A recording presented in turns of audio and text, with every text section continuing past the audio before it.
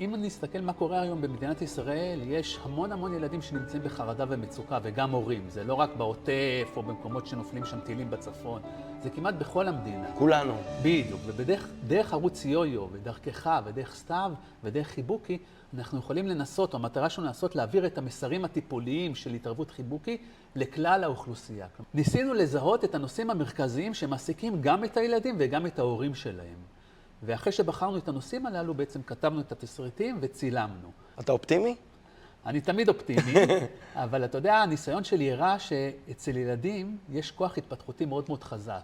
ואם אתה מצליח לעזור להם קצת ולכוון אותם בכל מיני צמתים, יש להם כוח התפתחותי שיכול לעזור להם להתגבר על הרבה מאוד דברים קשים שהם עוברים. וככה בעצם זה המטרה גם של הפרויקט המקסים הזה שאנחנו עושים. טיפים פשוטים, מאוד ברורים, מאוד common sense, הגיוניים, שהם יכולים ממש לאמץ את זה מיידית ולהפעיל את זה בבית, וזה בעיקר כלים שהוכחו מחקרית.